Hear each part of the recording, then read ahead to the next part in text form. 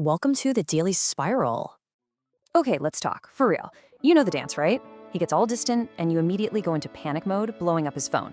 Then, finally, he texts back, and you get that sweet, sweet hit of relief, and everything's fine for like a week.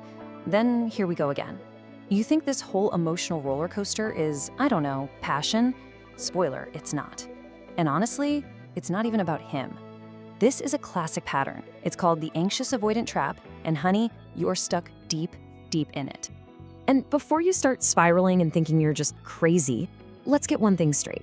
This is not some fatal personality flaw. This is straight up science. It's all about how your brain literally got wired for relationships when you were a kid. Yeah, it's called attachment theory. Think of it like this. Your childhood basically installed an operating system in your brain for how love is supposed to feel. You're not consciously choosing all this drama, you're just running a program you didn't even know was there. So let's meet the two main characters in this tragic little play of yours. Meet the stars of our show. Over here, we've got the anxious. That's you, babe, the chaser. And on the other side, we have the avoidant, aka him, the runner. You two are a perfectly dysfunctional match made in trauma heaven. So let's break down exactly what that means. Okay, so as the anxious chaser, your internal alarm system is just permanently on. Your absolute biggest fear is being abandoned. So the second you feel him pull away, your brain just starts screaming red alert, and you deploy what are officially called protest behaviors. This is literally you just trying to get a reaction, any reaction, to prove he still cares. We're talking the double texting, posting that fire story, hoping he sees it, or even starting a fight just to feel connected for a second. Sound familiar? And now for our runner. His alarm system is the total opposite of yours. See, the avoidant's biggest fear isn't being left, it's being smothered, trapped, engulfed. So when you try to get closer, his brain screams danger and he hits the eject button. His main move, distancing. This is where you get the classic, I just need some space, or when he totally shuts down during an argument, or my personal favorite, when he starts picking you apart for no reason. He's not just being a jerk, well, he might be, but he's also trying to create a buffer zone so he can breathe again. So, if you're terrified of being abandoned and he's terrified of being trapped, why in the world are you so drawn to each other? What is this magnetic pull? And here it is. This is the whole messed up secret. You're not drawn to each other despite your fears. You're drawn to each other because of them. He proves your deepest fear correct, that everyone you love will eventually leave. And you prove his deepest fear correct, that partners are always suffocating and demanding. It is a perfect, vicious, self-fulfilling prophecy. Let me walk you through this toxic little loop. Step 1, you're scared he'll leave, so you try to get closer to feel safe. Step 2, he feels you getting closer, freaks out about being trapped, and pulls away. Step 3, he pulls away, and bam, your worst fear comes true. You feel abandoned. Step 4, so you chase harder to fix it, and bam, his worst fear comes true. He sees you as clingy and demanding. See?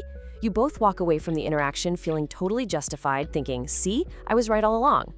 The hard truth is, you're not soulmates. You're trauma mates. You fit together like two puzzle pieces, but only because you're both broken in just the right way. Don't forget to like and subscribe if this is currently ruining your day. Which, of course, brings us to the nice guy. You know, the one who texts you back in a reasonable amount of time, makes actual plans, and communicates his feelings. Yeah, him. The one you dumped because there was no spark. Let's talk about that. So why does a stable, healthy connection feel so boring? Why does a guy who actually likes you and shows it give you the ick? The answer isn't in your heart. It's in your nervous system. I'm just gonna be brutally honest with you. Those butterflies you feel for the unavailable guy, that intense chemistry that feels like a movie, it's not love, it's anxiety. It's your fight or flight system on overdrive. Your body has literally been trained to mistake the adrenaline rush of the chase for love. So when a secure, healthy person comes along and offers you predictability and calm, your body has no idea what to do with it. There's no panic, there's no chase, there's no drama. And your brain, which is basically an adrenaline junkie at this point, just misreads that beautiful peace and quiet as boredom. It feels like nothing's happening, because for once, nothing bad is happening. And by the way, the avoidant has his own version of this. Ever dated a guy who's weirdly obsessed with his ex? Like always talking about the one that got away? Yeah, that's called the phantom ex. It's a defense mechanism.